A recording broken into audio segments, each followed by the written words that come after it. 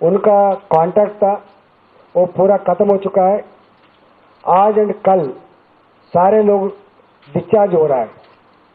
इसका भी जो मरकज से जो रिटर्न जो लोग आए थे 25, 26, 27 में जो लोग आए थे वो लोगों का भी आज टेस्ट। खुशामदीद नाजरीन, मैं सैयद गौस मोइनुद्दीन आपका INE टुडे पर खैर मकदम करता हूँ। यूं तो होती है हर न्यूज़ पर आपकी नज़र, हम देते हैं रोज़ाना आपके लिए खास खबर। चलिए जानते हैं आज की खास खबर। रियासत तेलंगाना के लॉकडाउन वाले माहौल में आज मजीद 18 कोरोना वायरस के नए मामलात रोशनी में आए हैं और इत्तला दी गई है कि इनमें से एक की मौत भी वाक़ हो गई है। वजीर सेहत ईटाला राजेंद्र ने यह खबर दी है। मजमूई तौर पर 471 मरीजों का इलाज जारी रहने की बात बतलाई गई है और अभी तक 12 अफराद इनमें से फोत हो गए हैं और 45 सेहतियाब भी हुए हैं और उन्हें डिस्चार्ज कर दिया गया। ईटाला राजेंद्र ने आगे बतलाया कि दिल्ली के मरकज के इज्तिमा से 378 अफराद यहां पर मुतासिर हुए थे। अगर मरकज का वाकया पेश न आता तो आगे इन्होंने मुल्क के बहुत सारे लोगों की तरह यही बात आवाम को समझाने की कोशिश की कि अगर मरकज का वाकया पेश न आता तो रियासत तेलंगाना में कोरोना वायरस खत्म हो जाता। कांटेक्ट हुआ था वो सैंपल्स आज पूरा खत्म हो चुका है। अभी तक 471 पॉजिटिव केस आया था, उसमें 388 मरकज रिलेटेड केसेस है। वो आज 665 सैंपल्स टेस्ट करे तो आज सिर्फ आए 18 पॉजिटिव केसेस आए थे। वो इंडिकेशन है कल से कम होता है। ये इससे पहले जो फॉरेन रिटर्नीज था उनका कांटेक्ट था वो पूरा ख़त्म हो चुका है। आज एंड कल सारे लोग डिस्चार्ज हो रहा है। इसका भी जो मरकज से जो रिटर्न जो लोग आए थे 25, 26, 27 में जो लोग आए थे वो लोगों का भी आज टेस्ट कर रहा है। मैं समझता हूँ 68 पीपल मरकज रिटर्निस भी उसमें कल अगर नेगेटिव टेस्ट आया तो उन लोगों को फाइनल टेस्ट करके डिस्चार्ज करने का है। एवरी डे जैसा जैसा इससे पहले जो कोरोना पेशेंट्स पॉजिटिव आया था जैसा वो रिटर्न डिस्चार्ज भी करने का है।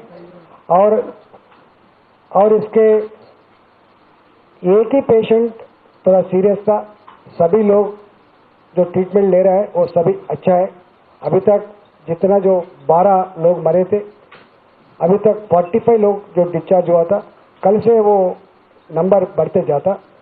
और सेकंड थिंग जो डायलिसिस पेशेंट्स है उन लोगों को तकलीफ है तो हमारा हेल्पलाइन है, उनको फ़ोन करें तो ट्रांसपोर्ट का प्रॉब्लम है, कुछ ओवरलोड का प्रॉब्लम है, कुछ तकलीफ है तो वो हल करने का हम यहाँ पे सेंटर काम करता।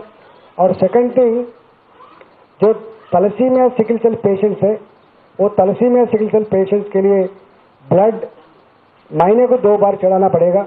वो लोगों को ब्लड कम पड़ रहा। ब्लड डोनेट करने वाले जो हमारा भाई लोग हैं वो लोग हमको फ़ोन करे तो वो ब्लड लेके उन लोगों को सप्लाई करने का कोशिश करता है।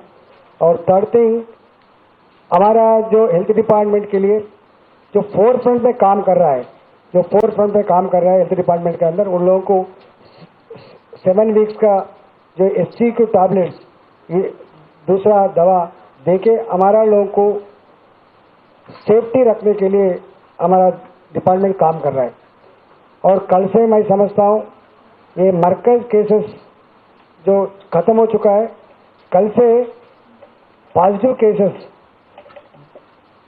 10, 5 ऐसा गिर जाने का 4 दिन के अंदर ये मरकज केसेस ख़त्म होने के बाद मैं समझता हूँ तेलंगाना में पॉजिटिव केसेस नया जैसा दिख रहा।